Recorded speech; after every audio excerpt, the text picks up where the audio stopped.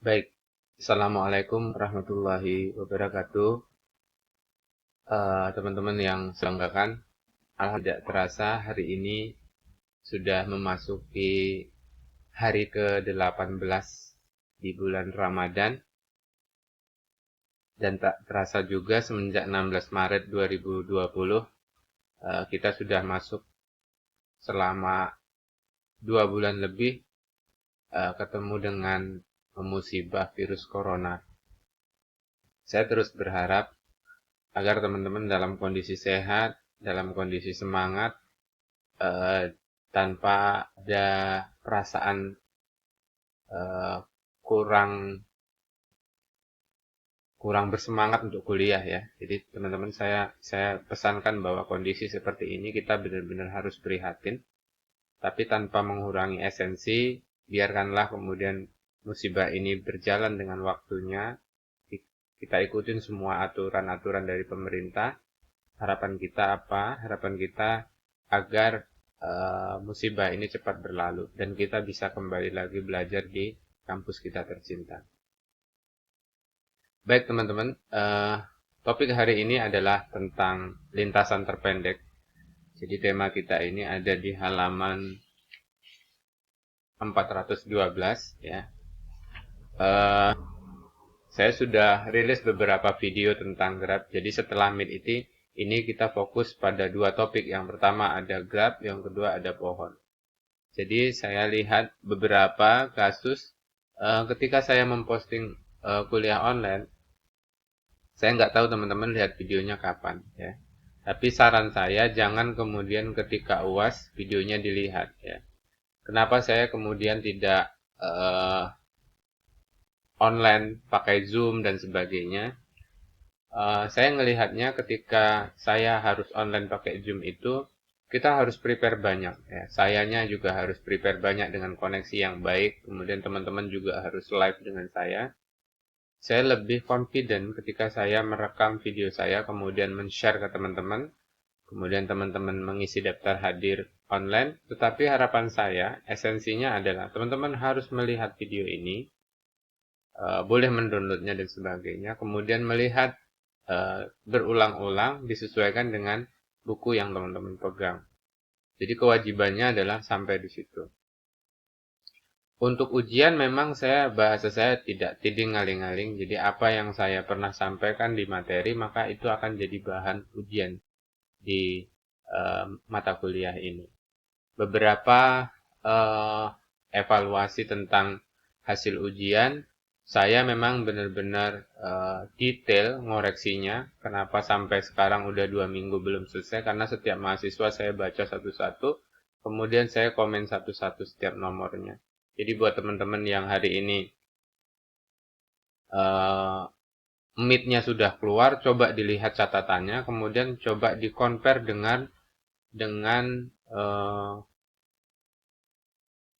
pembahasan meet yang sudah saya bahas ya. Oke, lintasan terpendek ini nanti saya akan bicara dua video. Video yang pertama adalah bagaimana menyelesaikan lintasan terpendek pakai logika manual. Yang kedua adalah pakai logika atau algoritma Dijkstra ya.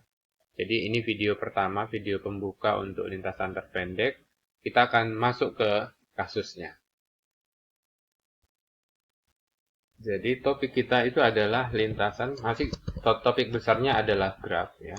Tetapi subtopiknya kita bicara lintasan terpendek. Ya, lintasan terpendek atau dalam bahasa Inggrisnya adalah short paths ya. Jadi pembahasan kita tentang lintasan terpendek ini merupakan satu implementasi dari kehidupan kita ya. Kita melihat beberapa teori tentang lintasan terpendek kita gunakan di beberapa aplikasi ya, contohnya adalah Google Map ya. Baik, sebuah platform yang saat ini berkembang, salah satunya adalah Google misalnya. Contoh penerapan lintasan terpendek yang paling sederhana kita bisa ketik misalnya jarak Pekanbaru ke Jogja. Saya setiap mudik saya gunakan ini ya. Nah, kita bisa melakukan estimasi ya. 1.800. Kalau saya sih sekitar 42 jam, kalau di Google pakai 33 jam ya. Nah, tentu dari Pekanbaru ke Yogyakarta ini punya banyak pilihan. Ya, bisa lewat lintas timur, bisa lewat lintas tengah, kita bisa lewat Padang, ya kemudian ke Damasraya, masuk Palembang dan sebagainya. Nah, sampai di Jakarta kita bisa masuk ke Bandung dan sebagainya. Nah, tentu bahasanya untuk apa sih Pak lintasan terpendek ini kita pelajari? Ya karena memang ini ilmu yang paling saat ini dan kedepannya itu menjadi sebuah kebutuhan. Ya, kalau teman-teman lihat Gojek itu kan saat begitu dirilis begitu diterima. Ya. Karena apa? Teknologi dengan infrastruktur itu sudah ketemu. Ya, jadi banyak sekali orang kemudian tidak belajar teorinya. Kalau kita mau buka teori-teori yang udah beratus-ratus tahun itu, sekaranglah saatnya bisa diimplementasikan. Ya. Kita bicara lintasan terpendek. Oke. Tema ini adalah di halaman 412 ya teman-teman. Jadi di sana dicari adalah persoalan mencari lintasan terpendek di dalam graf merupakan salah satu persoalan optimasi. Jadi di sini saya bicaranya adalah optimasi. Berarti kata dasarnya adalah optimal. Karena optimal berarti di sini ada banyak pilihan. Ya, jadi kalau kita bicara lintasan terpendek, pasti kita bicaranya adalah kita punya banyak pilihan.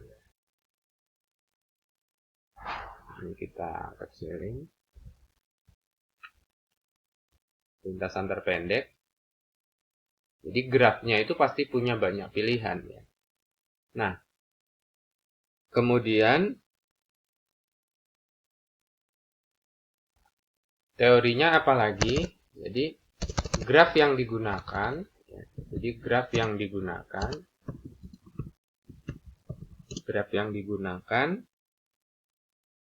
untuk mencari lintasan terpendek adalah graf berbobot. Saya sudah pernah bahas ini adalah graf yang sisinya memiliki bobot atau sebuah. Baik teman-teman, saya sudah punya sebuah graf ya untuk kasus lintasan terpendek. Nah, yang pertama sebuah graf itu boleh bisa dicari lintasan terpendeknya ketika dia punya bobot ya, ketika dia punya sebuah bobot. Nah, bobot itu sendiri seperti apa gitu ya. Nah, yang disebut dengan bobot itu yang mana? Yang disebut dengan bobot itu adalah yang saya kasih warna ya. Kasih warna ya. Ini adalah bobot ya. Ini bobot ya. Ini adalah bobot ya. Jarak antara 1 ke 5 ya. Oke. Yang saya kasih warna ini kita menyebutnya adalah bobot. Ya. Nah, sedangkan simpul kita tunjukkan dengan ini ya. Ini simpul. Simpulnya, gambarnya ada, kita bedain warnanya. Ya, ini simpul 1, kota 2 ya. Simpul boleh, kota boleh.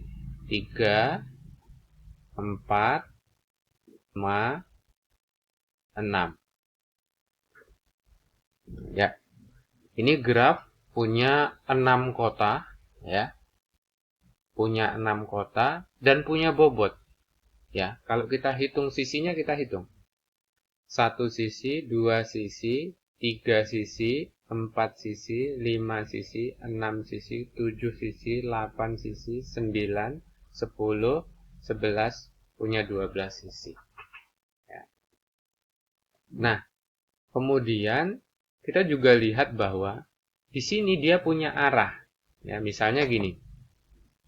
Dari kota 1 ke kota 3 bisa ditempuh 10 km. Tetapi dari kota 3 ke kota 1 itu ada alternatif lain, yaitu 20 km. Ini jalan yang beda, ya. Jalan yang beda. Dari kota 1 ke kota 5 itu bisa langsung, ya. Bisa juga ke kota 2 dulu, ke kota 5. Kalau mau jalan-jalan bisa ke kota 4, bisa ke kota 2, bisa ke kota 5. Dari kota 1 ke kota 4, kemudian ke kota 5, ya bisa ini. Ini bisa, ya. Oke, seperti itu. Jadi perhatikan garis-garisnya. Nah, pertanyaannya adalah dari gambar ini, kalau saya mau berangkat dari kota 1 ke kota 6 bisa nggak? Ya, teman-teman coba jawab pertanyaan saya, ya. Kalau saya mau berangkat dari kota 1,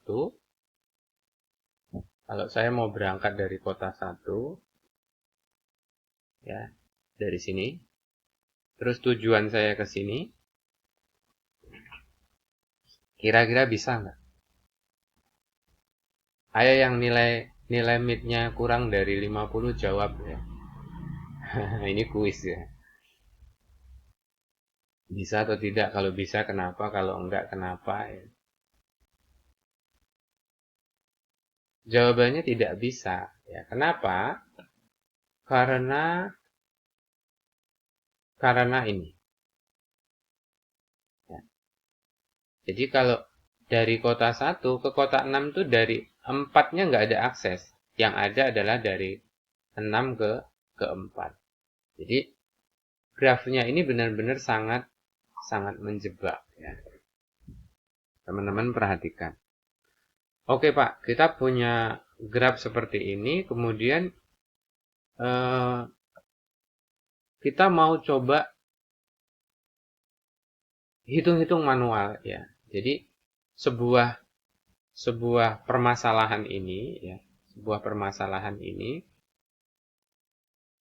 kita mau hitung manual dulu. Jadi ketika kita punya sebuah problem, ya. Jadi lintasan terpendek itu adalah, tadi kan kita udah punya problem tuh, problemnya ini, ya. Problemnya ini.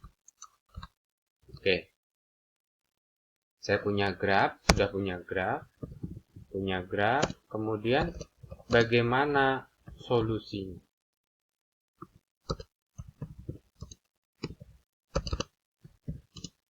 Ya, kalau saya bilang solusinya ada dua.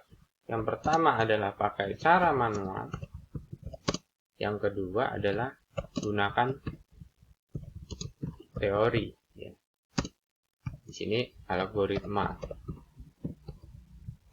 Nah, saya selalu katakan ke mahasiswa saya, kalau Anda mau skripsi, maka kalau di UIR, ya, Anda harus siap-siap kuat dengan sebuah teori. Kenapa? Kuliah dengan saya itu banyak teorinya, ya karena saya ingin mahasiswa itu nggak pusing-pusing lagi dengan problem-problem skripsi. Ya. Skripsi itu cuma cari sebuah teori, ya kan? Bandingkan dengan teori yang lain, kemudian selesaikan permasalahannya. Ya, jadi dari permasalahan ini,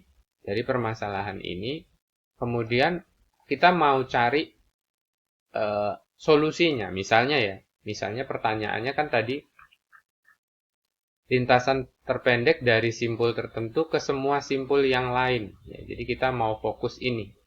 Lintasan terpendek dari simpul tertentu ke semua simpul yang lain. Contohnya gimana, Pak?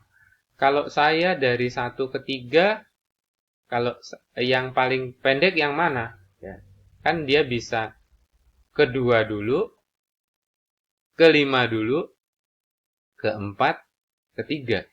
Atau langsung dari 1 ke 3. Ya, jadi problemnya seperti itu. Jadi, nah, kemudian kita identifikasi dulu. Jadi kalau bahasa saya, coba kita kerjakan dulu deh pakai cara manual ya. Ini saya geser kemari. Oke. Ini saya agak kecilin. Ya, seperti ini. Oke, kita kurusin dia.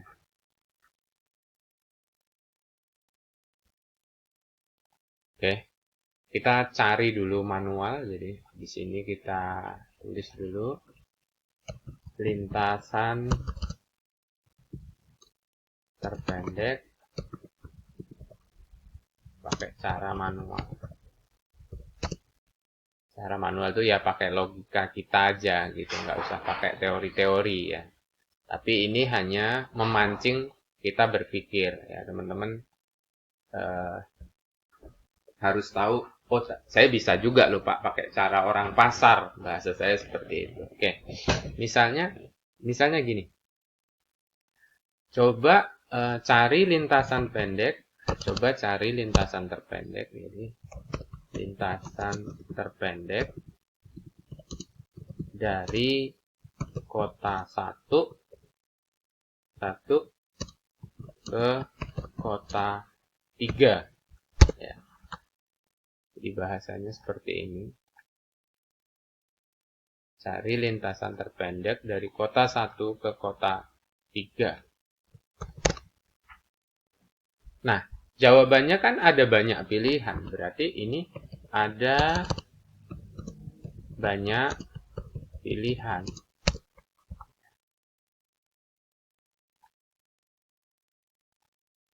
Pilihannya apa aja? Pilihan 1. Kita tulis pilihan 1. Pilihan 1 itu berarti ada kota 1, dari kota 1 kemudian ke kota 3. Ya. Jaraknya berapa? Jaraknya 10 km misalnya. Pilihan kedua ada dari kota A, ini kota 1 ya.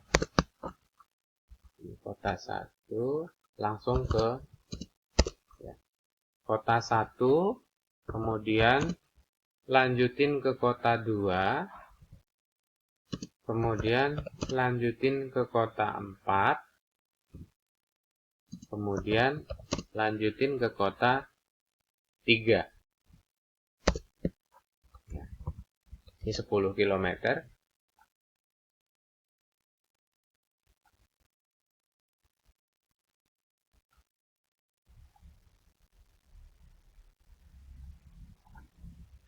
Ini pilihan pertama, ini pilihan kedua. Nah, kita hitung berapa di sini.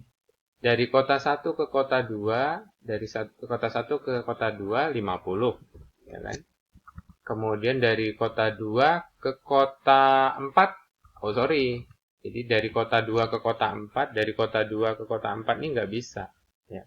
Berarti nggak bisa. Ini kota 1, kita cari pilihannya. Kota 1 ke kota 2, dari kota 2 ke kota 2 dulu, oke. Dari kota 2 ke kota 5. Ya. Dari kota 2 ke kota 5. Jadi kota 1, kota 2 ya, bisa lewat sini, bisa lewat sini ya. Jadi ke kota 5 juga ada banyak pilihan, ke kota 5. Dari kota 5 ke kota 4, dari kota 5 ke kota 4. Kemudian dari kota 4 balik ke kota 3 ya, balik ke kota 3 Ya. Oke, kita hitung. Ya. Kota 1 ke kota 2, kota 1 ke kota 2 bisa 50. Ya. 50. Kemudian kota 2 ke kota 5, kota 2 ke kota 5 itu masih ya jaraknya 10. 10. Kemudian dari kota 5 ke kota 4 itu ada 30. Ada 30. Dan kota 4 ke kota 3 itu ada 15. Ya, ini jalan-jalan ini. Kondisi ini bisa aja terjadi mungkin karena macet. Jadi ada sebuah alternatif misalnya ya.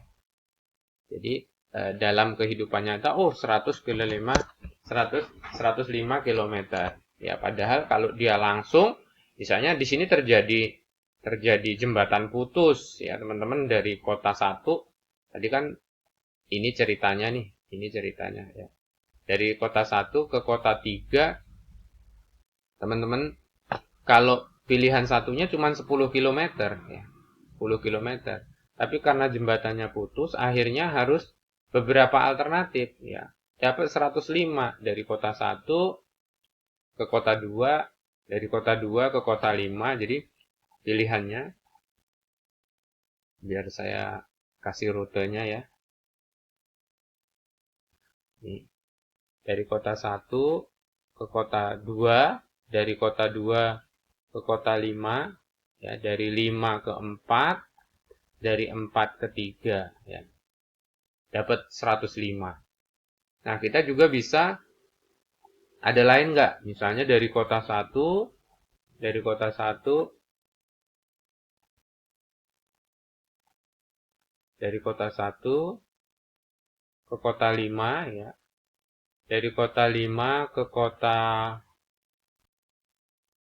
dari kota 5 ke kota 4 ya misalnya. Dari kota 4 ke kota 2, balik lagi ke kota 2 ya. Atau dari kota 2 ke kota 3 ya. Jadi berarti kita juga bisa punya pilihan dari kota 1 ke kota 2, dari kota 2 ke kota 3 ya. Coba kita bandingin pilihan ketiga. Pilihan ketiga itu dari kota 1 ke kota 2 ya. Dari kota 2 ke kota 3 ya, ke kota 3.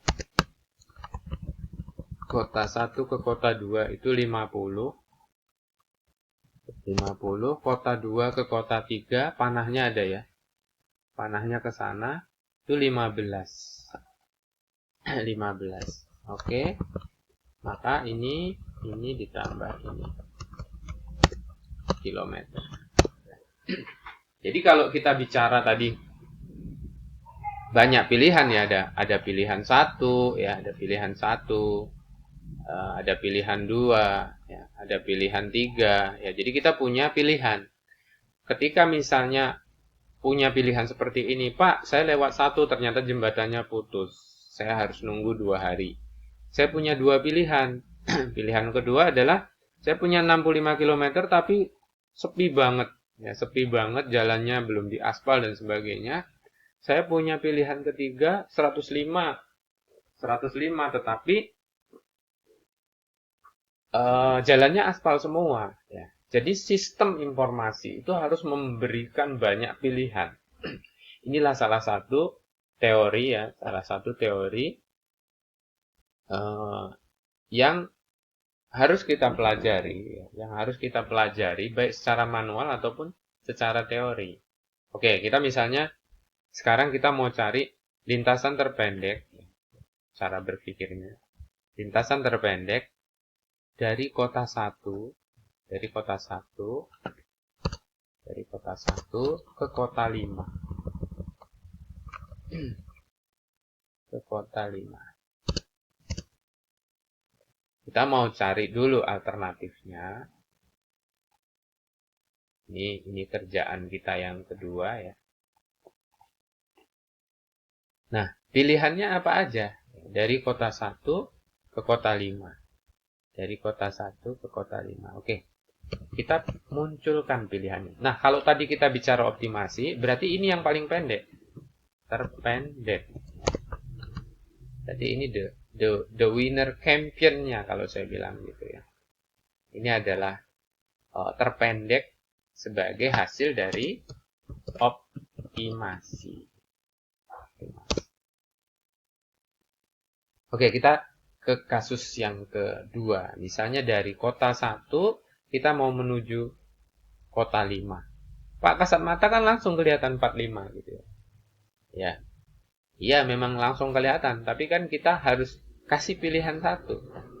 Pilihan 1, misalnya pilihan 2, pilihan 3, misalnya. Seperti itu. Atau pilihan 4 ya. Semakin banyak pilihan ya, maka orang nggak hanya ngandelin satu tempat gitu. Kalau nanti terjadi hal di sini misalnya, oh kalau ini hutan ya, jalannya belum diaspal, jaraknya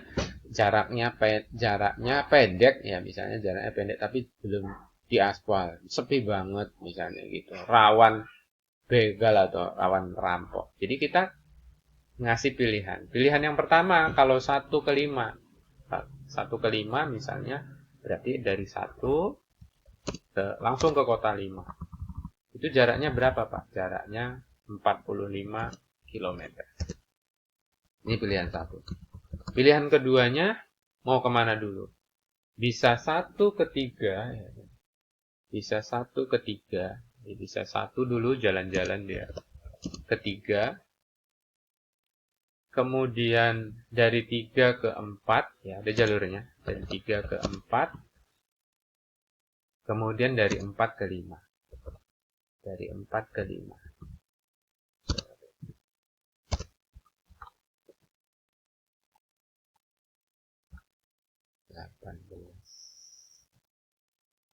Oke. Di sini kita masukkan angkanya. 1 ke 3 itu 10. Ya. Kemudian 3 ke 4 itu 15. Ya.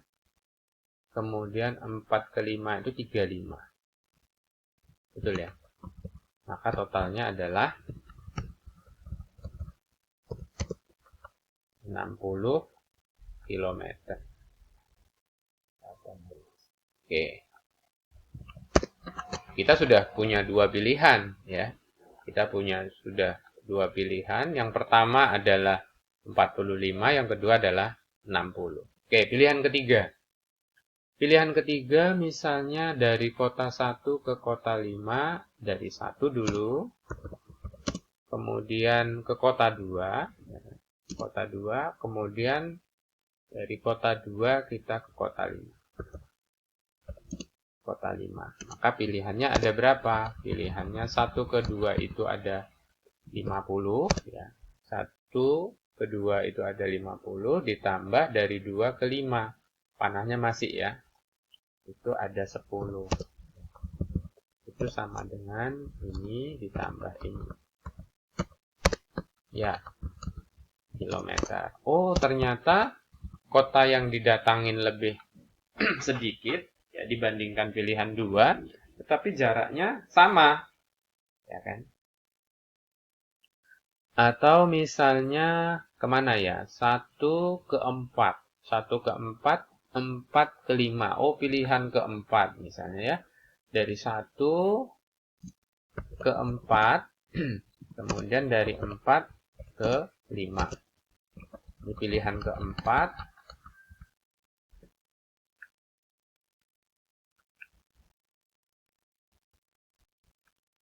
Satu ke 4 itu ada 40.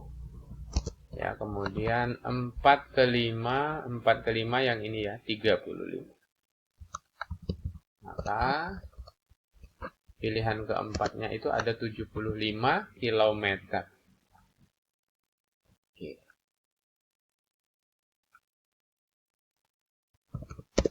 Ya. Nah, pilihan ini teman-teman silahkan pikirkan lebih banyak gitu ya. Jadi karena kita bicara manual, maka kita bisa sampaikan ke orang, sistem informasi itu bisa sampaikan. Nah, ketika kita bicara terpendek, maka kita bisa berikan bahwa yang terpendek itu adalah pilihan yang pertama. Pilihan yang pertama apa, Pak? Rutenya langsung aja dari 1 ke 5. Ya. Nah, seperti inilah kita berpikir para sarjana ya. Seperti inilah kemudian Google, kemudian dan sebagainya. Kalau teman-teman mau revisi tracknya si Gojek itu bisa berangkat dari sini. Kan kalau Gojek sekarang kita nggak bisa custom. Kita nggak bisa custom. Dia yang nentuin rule-nya, padahal kita nggak mau lewat situ. Coba kalau misalnya ketika kita pesan Gojek, oh saya mau dari mana nih? Dari UIR saya mau ke mana ya? Saya mau ke Rumbai. Ya. Dia kasih pilihan, pilihan 1, pilihan 2, pilihan 3. Pilihan satu misalnya, oh saya pakai pilihan 1, 45 km. Ya. Tapi saya tahu ini kondisinya macet gitu. Saya bisa 1 jam di sini. Oh, saya pilihan 2, pilihan 3, nggak apa-apa lah, saya jauh dikit, tetapi saya bisa lebih cepat. Ya. Dengan berbagai pertimbangan. Nah, kalau teman-teman skripsi bisa menghasilkan pemikiran seperti ini, ya, pemikiran manual kemudian dikonversi menggunakan computerized, ya saya katakan, Anda nggak akan bisa programming kalau Anda nggak bisa berpikir manual. Ya. Jadi jangan langsung dikit-dikit, ke programming, saya langsung buat program. Ya program itu adalah ketika teman-teman mampu menganalisa dulu, mampu berhitung secara manual dulu. Jadi nggak mungkin kan sebuah program itu diciptakan nggak manual dulu. Ya. Jadi berpikir manualnya dulu. Anda punya dulu teorinya, baru bisa ke komputerisasinya. Makanya saya katakan di video kedua nanti kita ngebahas yang kayak gini pakai algoritma ya, pakai cara ya, pakai cara. Di video kedua, kita akan bahas ini pakai cara. Mungkin ini video 1 dari saya, bagaimana mencari solusi